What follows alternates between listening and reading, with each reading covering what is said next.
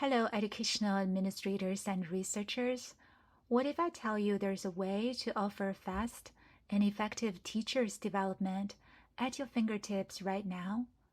In today's Ed Administrators series, we are going to explore this fascinating professional and organizational learning model. It's called Virtual Communities of Practice.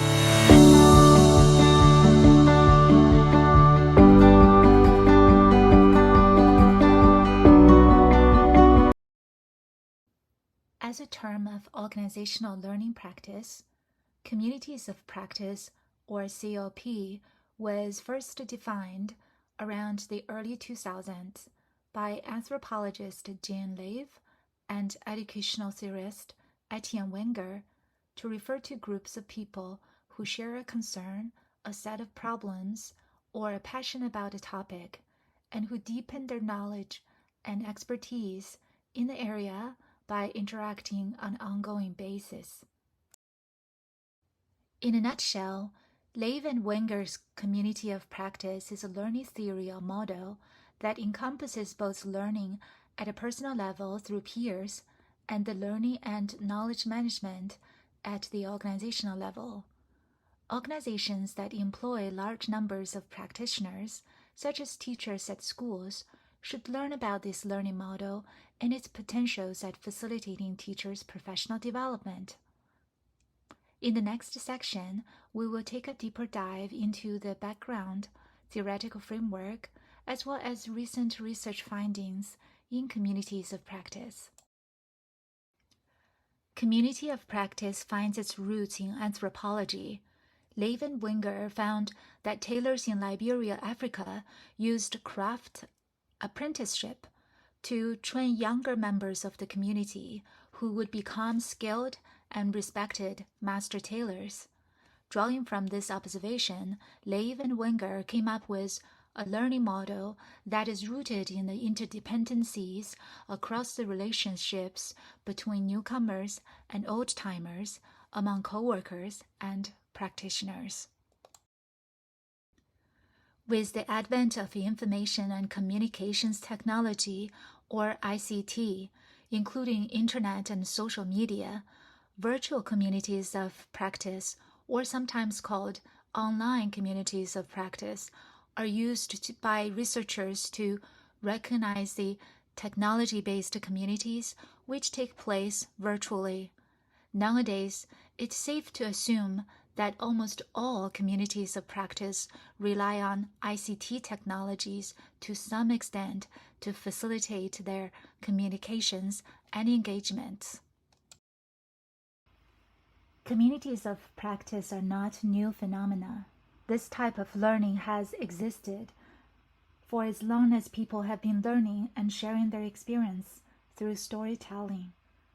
For example, they could be a band of artists seeking new forms of expression, a group of engineers working on similar problems, a network of surgeons exploring novel techniques.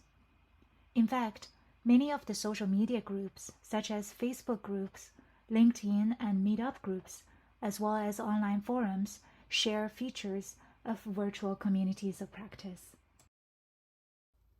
However, according to Leiv and Wenger, in order to qualify to be communities of practice as a learning model, the communities will need to have three key elements. First, domain. Participants must share a common domain of interest or concern that distinguishes members from other people. Community. Participants must actively interact and share information. The process involves the learning on the part of everyone. Practice. Participants are not merely people of the same interest, but practitioners who develop a shared repertoire of resources through experience and interactions. Virtual communities of practice are intentionally formed learning communities for practitioners. This feature sets communities of practice apart from many loosely formed online social media groups and forums. Communities of practice is rooted in the learning theories of situated learning, which focuses on the relationship between learning and the social situations in which it occurs. In defining situated learning, Lev and Wenger take their attention away from the traditional focus of knowledge acquisition of knowing what and how. Instead, they define the settings where the learning takes place, namely in the form of social co-participation. It is the social engagement, they argue, that not only provides the proper context for learning, but also enables learning itself. Nearly 20 years after Lev and Wenger first coined communities of practice, how has the theory transferred into practice? A few researchers have done quite some work in dissecting virtual communities of practice. Dubé et al.'s typology of virtual communities of practice provides one of the most comprehensive descriptions of the current communities of practice around the world, namely by 4 categorical characteristics: demographics, organizational context, membership, and technology environment. For example, under demographics, some communities of practice are formed for daily operational purposes, while others are formed for a strategic goal. Some communities are formed to serve a temporary purpose, while others are formed for a long run. Under organizational context, some communities are highly supported by the organizations, while others not so much. Under membership, some communities are formed voluntarily by members, while others are intentionally organized by the institution. From the technology perspective, both proprietary as well as open source technologies, such as social media softwares, are adopted at communities of practice. As illustrated by Dubé's typology, communities of practice vary greatly from one to another. They each face different potentials and challenges. Now let's take a look at 2 case studies that examine the benefits and challenges of teachers' communities of practice. The first case study by Bicessa is a qualitative study that examines 37 Trinidadian teachers belonging to the Teachers Facebook group as a virtual community of practice in order to motivate themselves and others during emergency remote teaching. They share knowledge of online teaching and learning pedagogy, connect and collaborate with each other. They exchange insightful discussions. They share achievements.